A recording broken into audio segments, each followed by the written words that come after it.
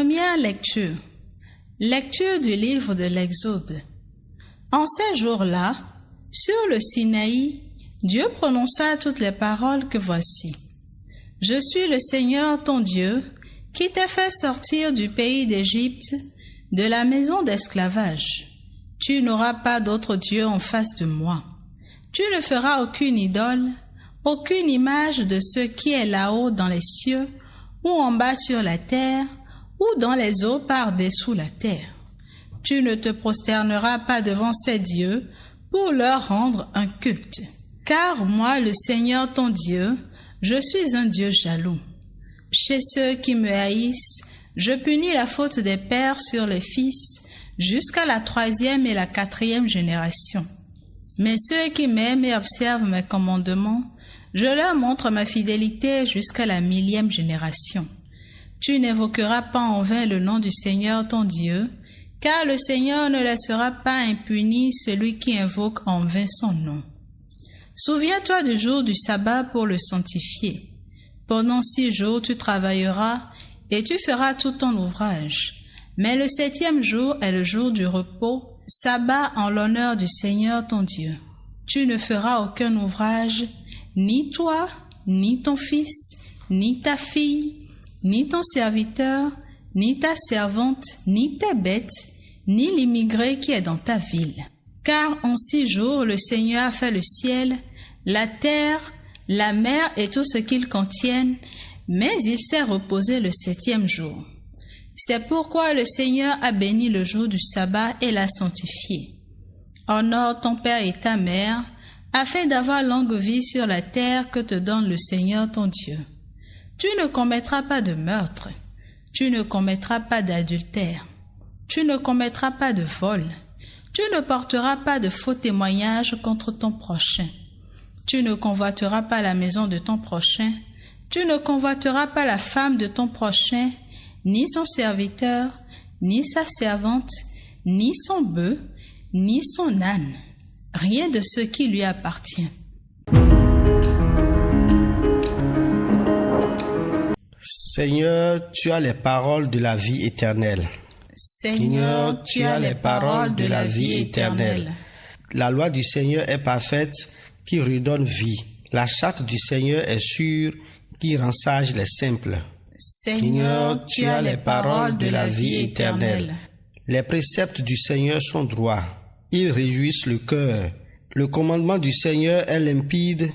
Il clarifie le regard. Seigneur, tu as les paroles de la vie éternelle. La crainte qu'il inspire est pure.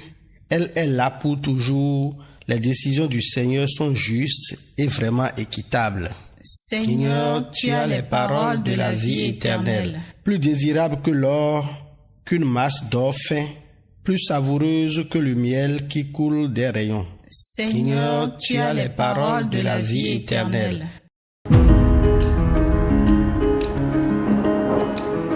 Deuxième lecture. Lecture de la première lettre de Saint Paul apôtre aux Corinthiens. Frères, alors que les Juifs réclament des signes miraculeux et que les Grecs recherchent une sagesse, nous proclamons un Messie crucifié, scandale pour les Juifs, folie pour les nations païennes. Mais pour ceux que Dieu appelle, qu'ils soient Juifs ou Grecs, ce Messie, ce Christ est puissance de Dieu et sagesse de Dieu. Car ce qui est folie de Dieu est plus sage que les hommes, et ce qui est faiblesse de Dieu est plus fort que les hommes. Évangile de Jésus-Christ selon saint Jean. Comme la Pâque juive était proche, Jésus monta à Jérusalem. Dans le temple, il trouva installés les marchands de bœufs, de brebis et de colombes et les changeurs. Il fit un fouet avec des cordes et les chassa tous du temple, ainsi que les brebis et les bœufs. Il jeta par terre la monnaie des changeurs, renversa leur comptoir et dit aux marchands de colombes: enlevez cela d'ici, cessez de faire de la maison de mon père une maison de commerce. Ses disciples se rappelaient qu'il est écrit: l'amour de ta maison fera mon tourment. Des Juifs l'interpellèrent. « Quel signe peux-tu nous donner pour agir ainsi ?» Jésus leur répondit, « Détruisez ce sanctuaire et en 3 jours, je le relèverai. » Les Juifs lui répliquèrent, « Il a fallu 46 ans pour bâtir ce sanctuaire, et toi, en 3 jours, tu le relèverais. » Mais lui parlait du sanctuaire de son corps. Aussi, quand il se réveilla d'entre les morts, ses disciples se rappelèrent qu'il avait dit cela. Ils crurent à l'Écriture et à la parole que Jésus avait dite.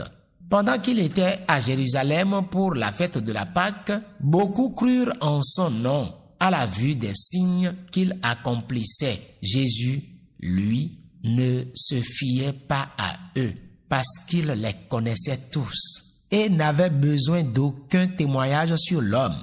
Lui-même, en effet, connaissait ce qu'il y a dans l'homme.